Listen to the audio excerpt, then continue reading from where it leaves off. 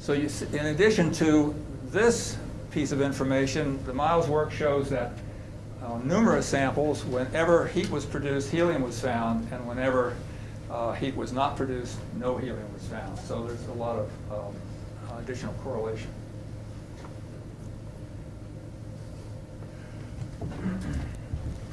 All right, well, I would say that is highly suggestive that there's a relationship between helium production and heat production. But there are others.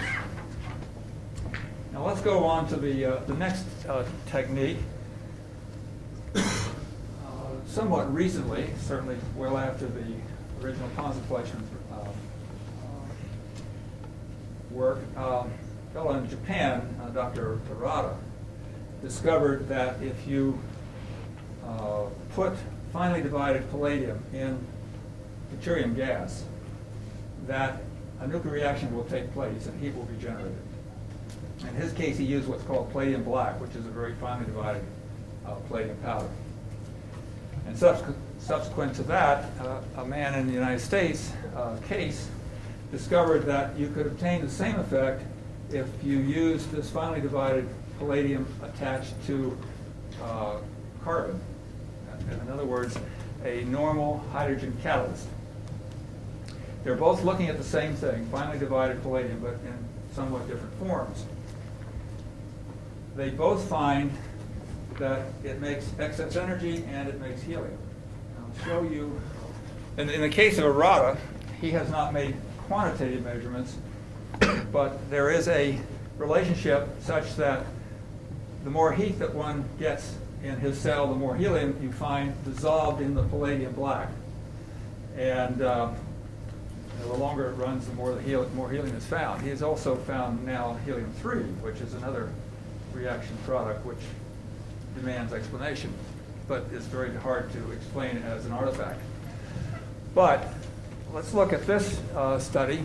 This study was done at SRI under Mike McCoubrey's, what would I call it? You were in charge of the work, and Russ George performed the experiments. This is the helium in parts per million in the gas over a sample of this hydrogen catalyst contained in a stainless steel vessel, and the deuterium is at 50 psi, 3.4 atmospheres, and it's at 200 degrees. And this is the concentration of helium growing in as a function of time. At the same time, a blank was being done showing that there's nothing in it. This, I understand, was using hydrogen instead of deuterium. So you can see that this continues to increase, and it increases to an extent that it cannot be explained by diffusion of hydrogen from the air. So here is another technique, and it shows helium production, and it also shows excess energy production.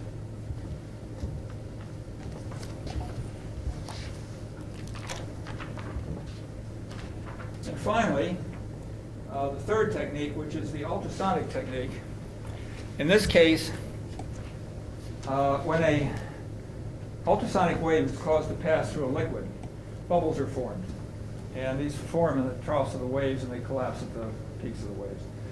And if these bubbles should collapse on a metal surface, a plasma will be interjected into the metal. In this case, the liquid is heavy water and the metal is palladium. And so when the bubbles collapse, they inject deuterium and ions and oxygen ions. The oxygen ions react with the palladium to form the oxide and remain stuck where they were. The hydrogen diffuses in and builds up a concentration. This technique was pioneered by Roger Stringham, and Russ George was instrumental in developing it further. This is a plot of the amount of thermal watts that are seen in the calorimeter, and this is the electrical power being applied. And anything falling on this horizontal, this 45-degree line represents no excess heat. That's just exactly what you'd expect. These green dots were obtained by applying power to a resistor, showing that the calorimeter did in fact behave as you'd expect. But on some occasions, in fact, as many occasions, amount of power was seen that was far in excess of what you'd expect, and that amount of power is over 125 watts.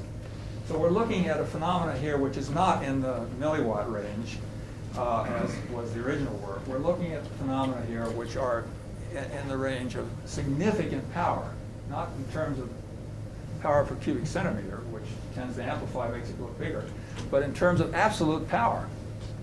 This is a significant amount of extra energy.